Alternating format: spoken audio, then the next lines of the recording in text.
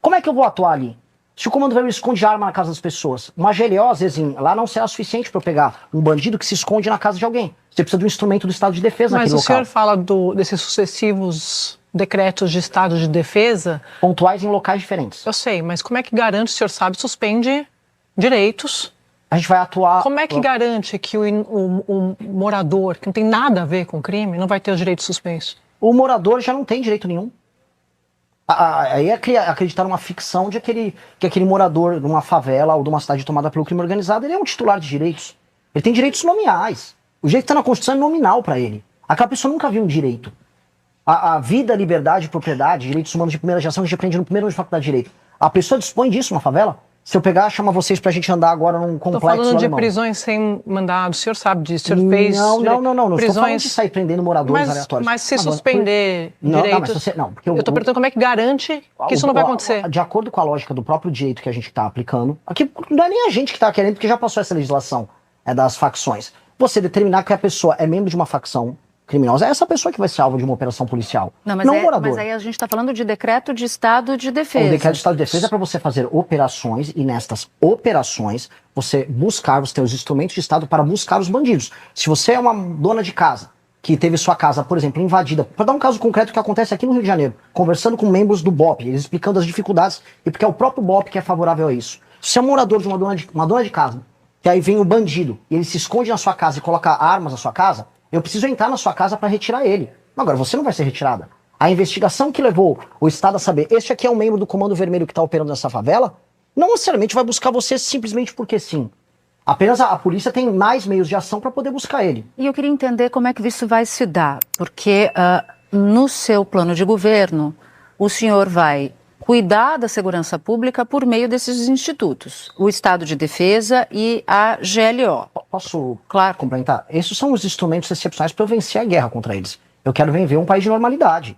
Eu não quero precisar de fazer nada. Eu quero fazer o que for meramente necessário para recuperar os territórios. Se o Supremo Tribunal Federal, toma uma decisão que contraria os seus interesses uma vez eleito, o senhor vai decidir que não vai cumprir? Se o Supremo Tribunal Federal tomar uma decisão ilegal, decisão ilegal não se cumpre. Ponto. Mas ele é o guardião da Constituição, ele está é o senhor que decide o que é legal? Não, ele está rompendo a Constituição. E existem precedentes. É o senhor que decide isso, então? Não sou o senhor, é a própria Constituição. Então eu vou dizer que é o Alexandre de Moraes que vai decidir isso.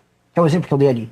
Ou é um ministro que vai monocraticamente, sem passar pelo processo legislativo, definir se algo que teve o processo legislativo válido ou não. Não é errado isso. E é por isso que a gente está vivendo um estado completamente confuso de coisas, em que o STF se torna última instância para um processo legislativo, em que o legislativo cuida do orçamento. A gente está vivendo num país doente. Mas o senhor vai entrar no Supremo? O senhor está criticando agora? Dizendo... Sim, porque eu sou um democrata, Sadia.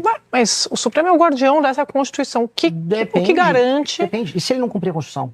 O que garante que qualquer governante possa rotular o que é ilegal ou não? Não é rotular, existe o texto da lei.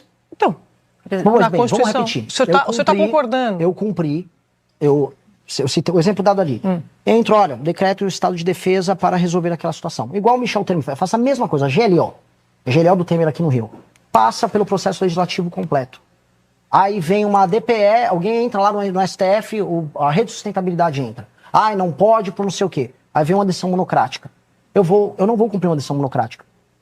Candidato, não vou cumprir. É que um democrata, mesmo discordando da decisão da justiça, ele cumpre a decisão e recorre. Não cumprir uma decisão da justiça é papel de um democrata ou é um ato de um democrata? Não, porque não é um ato... Estou confusa aqui. Não, porque não é um ato democrático você passar por cima do devido processo. Há, nesse instante, no Brasil, um estado inconstitucional de coisas quando o STF fica passando o tempo todo sobre a atribuição de outros poderes. E cabe ao presidente da República também não aceitar isso. E eu vou falar, teve precedente. Houve uma decisão tomada em 2016 por parte do STF, decisão monocrática contra o Renan Calheiros, que à época que ele seria afastado, o Renan Calheiros não cumpriu a decisão e o STF reviu. E foi um golpe de Estado, não foi? A questão toda é, quando você está invadindo as prerrogativas essenciais de um determinado poder, aquele poder pode sim surgir, não de maneira golpista, mas não acatando uma decisão que em si é ilegal. Lógico que eu vou discutir junto ao STF, eu não vou cumprir imediatamente uma decisão que é ilegal. Eu não vou cumprir. É errado isso. Eu tenho que cumprir meu papel de presidente. Se eu virar presidente da República, eu estou botando a minha vida em risco, enfrentando o crime organizado, minha vida é devassada, eu tenho que vir aqui fazer sabatina com vocês, ser exposto. Eu não vou ser destruído para ser um boneco lá, eu serei um presidente, não um boneco. E assim, minhas qualificações democráticas estão aí desde sempre. Quando eu organizei as primeiras manifestações pelo impeachment da Dilma, surgiu a turma lá da intervenção militar. Eu entrei na justiça e proibi eles de comparecerem às minhas manifestações. Nunca quis andar com essa turma. Tenho asco da turma que é da golpe de Estado. E acho que as violações contra a democracia acontecem não só do Bolsonaro. Acontece com o Lula comprando voto no Congresso com mensalão, acontece no Petrolão, acontece de muitas maneiras. Quando um político do Centrão compra voto na base. A democracia brasileira, hoje, ela é meramente nominal em muitos termos. Ela precisa ser respeitada e o exemplo tem que se dar da parte de todos os poderes, inclusive do presidente da República. E esse é um recado para todo mundo. Eu vou respeitar a tudo, mas eu vou exigir respeito. Eu não vou lá ser um boneco.